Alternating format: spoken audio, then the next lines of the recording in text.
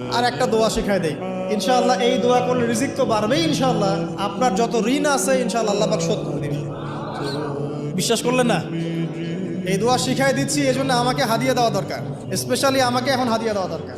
গুরুত্বপূর্ণ দোয়া শিখাই দিচ্ছি। আলী রাদিয়াল্লাহু আনহু বলেছেন, কোনো ব্যক্তির যদি পাহাড়ের সমানও ঋণ থাকে, এই দোয়া যদি আমল করে আল্লাহ পাক ওই ঋণও শোধ করে দিবেন ইনশাআল্লাহ। দোয়াটা হচ্ছে আল্লাহুম্মা ইকফিনি বিহালালিকা আন হারামিকা ওয়া আগনিনি বিফদলিকা আম্মান সিওয়াকা।